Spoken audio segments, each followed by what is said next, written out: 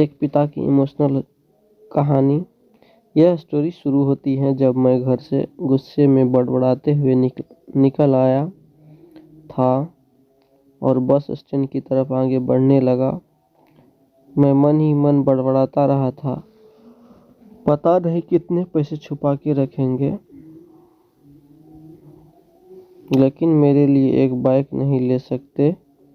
अब मैं यहाँ से चला जाऊंगा और तब तक वापस नहीं आऊंगा जब तक मैं खुद के पैसों से बाइक नहीं खरीद लेता। इतना सोच ही रहा था, तभी मेरे पैर में मुझे कुछ चुभने का एहसास हुआ। नीचे देखा तो समझ आया कि जल्दबाजी में पापा के जूते पहन आया हूँ।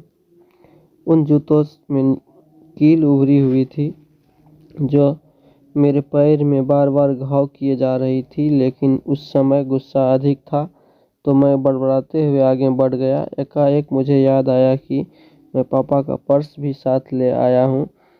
मेरे खुराफाती दिमाग में एक ख्याल आया, क्यों न आज पापा का पर्स चेक किया जाए, जिसे आज तक उन्होंने किसी को हाथ तक नहीं लगाने दिया था। पता नहीं कौन सा खजाना छुपा है इस पर्स में जो किसी को हाथ नहीं लगाने देते थे। जब मैंने पापा का वह पुराना पर्स खोलकर देखा तो उसमें पैसों तो नहीं मिले, लेकिन पैसों की जगह एक डायरी लिखी हुई थी। तब मैंने सोचा, ओह, तो यहाँ खजाना छुपा रखा है। मैं समझ रहा था कि यहाँ पापा ने लिखा होगा कि किस में कितने पैसे लेने हैं और किसको कितने पैसे दिए हैं, लेकिन मैं गलत था। जब मैंने उस छोटी सी डायरी का पहला पेज खोलकर देखा तो वहाँ पर एक जो लिखा था वह थोड़ा सीरियस देने वाला था। डायरी में जो लिखा था उसे पढ़ने के बाद मेरे चेहरे पर जो एक्सप्रेशन थे वह गायब हो चुके थे, क्योंकि डायरी में वैसे कुछ नहीं था जैसा मैं सोच रहा था। वहाँ पर उन पैसों का हिसाब लिखा हुआ था जो अलग अलग कामों के लिए अलग अलग लोगों से उधार लिए गए थे। उस लिस्ट में कंप्यूटर के नाम पर भी पैसे लिए गए थे। कुछ यूँ लिखा था, 50,000 बेटे के कंप्यूटर के लिए। यह वही कंप्यूटर था जिसे मैं आज तक यूज कर रहा हूँ, लेकिन मुझे यह पता नहीं था उस कंप्यूटर को खरीदने के लिए पैसे कहाँ से आए थे। लेकिन आज पता चल रहा था। मुझे आज भी याद है जब मैंने पहली बार कैमरे के लिए जिद की थी, जो मेरे पापा ने मुझे 2 सप्ताह बाद मेरे बर्थडे पर लाकर दिया था, जिसे देखकर मैं बहुत खुश हुआ था। और मुझे खुश देखकर मुझसे कहीं ज़्यादा अगर कोई खुश था तो वह थे पापा। अब मेरे चेहरे से गुस्सा एकदम गायब हो चुका था। जब मैंने आगे का पन्ना पलटा तो वहाँ पर कुछ विशेष इच्छाएं लिखी हुई थी। पहली जो विश थी उसमें जो लिखा हुआ था, अच्छे जूते पहनना। यह बात मेरी कुछ समझ नहीं आई। तभी मेरा पाँव अचानक सड़क पर भरे हुए पानी पर जा पड़ा और तभी मेरे पाँव में कुछ गीलापन होने का एहसास हुआ। जब मैंने जूता उतार कर देखा तो उसका तला टूटा हुआ था। यह देखकर मुझे डायरी में लिखी बात याद आ गई। तभी मुझे माँ पापा की यह कही बातें भी याद आ रही थी कि कैसे जब माँ कहा करती थी पापा से, अब तो जूते पुराने हो गए हैं, नए ले लीजिए। पापा अक्सर यह कहकर टाल दिया करते थे, जूते अभी और चलेंगे, अभी कुछ दिन पहले तो लिए थे। मुझे आज समझ आ रहा था कि कितने दिन और चलेंगे। साथ ही साथ यह भी समझ आ रहा था कि पापा पर्स को क्यों छुपा कर रखते थे। तभी उस डायरी को पढ़ते हुए बस स्टैंड पर पड़ी बेंच पर आकर बैठ गया।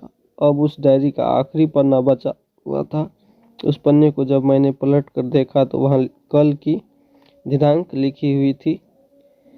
तारीख के नीचे लिखा हुआ था 50,000 रुपये बाइक के लिए। बस इतना पढ़ा और दिमाग सन रह गया। अब मेरे मन में कोई शिकवा गिला नहीं बचा था, बस मेरी आंखों से आंसू चले जा रहे थे। मुझे आज तक नहीं पता तब मैं क्यों रोए जा रहा था। अब मैं जल्दी से घर की तरफ भागा, लेकिन जूतों की वह कील पाँव में अब तक घाव बनाने में कामयाब हो चुकी थी। मैंने जूते को रास्ते में ही निकाल कर फेंक दिया और भागते लड़खड़ाते हुए घर पहुंचा, लेकिन पापा घर पर नहीं थे। मैं समझ गया वह कहाँ थे। मैं सीधा पास वाली बाइक एजेंसी की तरफ भागा। पता नहीं आज कहाँ से इतनी ताकत आ गई थी कि मैं भागते हुए थक नहीं रहा था, और वह भी बिना जूते के नंगे पैर। जैसे तैसे मैं बाइक एजेंसी पर पहुंचा। पापा वहीं थे। मैंने पापा को दौड़कर गले लगा लिया और मेरी आंखें से आंसू रुकने का नाम नहीं ले रही थी। पापा को समझ नहीं पा रहे थे आखिर क्या रहा है, क्यों रो रहा है। मैंने पापा से कहा, पापा मुझे मोटरसाइकिल नहीं चाहिए, आप अपने लिए जूते ले लीजिए। अब आज से मैं जो भी करूँगा अपनी मेहनत से अपने बलबूते पर पढ़कर करूँगा। दोस्तों बस इतनी सी थी ये कहानी। यह स्टोरी लिखते हुए आज मेरी भी आंखें नम हुई हैं। मैं आज आपसे कहना चाहूँगा, ठीक ऐसे ही होते हैं हमारे पिता। हम अक्सर दिखते हैं कि हम अपनी माँ से बात शेयर करते हैं, माँ भी इसके बदले में हमें प्यार देती है, लेकिन एक शख्स ऐसा भी होता है जो हमें छुपकर प्यार करता है, वह होते हैं हमारे पिता। यह परिवार में एकमात्र ऐसा व्यक्ति होता है जो अपने बच्चे से उन्हें बिना बताए छिपकर प्यार करता है, खुद की इच्छाओं को मारकर बच्चों के लिए सपने देखता है और उनकी खुशी में खुश हो जाता है। मुझे नहीं पता कि आप अपने पेरेंट्स की इज्जत करते हो या नहीं, लेकिन अगर आप पास पेरेंट्स हैं तो आप बहुत खुश नसीब हो, क्योंकि इस दुनिया में बहुत से लोगों को तो पेरेंट्स का प्यार भी नहीं नसीब होता। अंत में मैं यही कहना चाहूँगा कि माँ बाप की भावनाओं का सम्मान करें। ये कहानी आपको पसंद आई हो तो चैनल को सब्सक्राइब कर लीजिए, ताकि इसी तरह का वीडियो देखने को मिलेगा। शेयर कर दीजिए।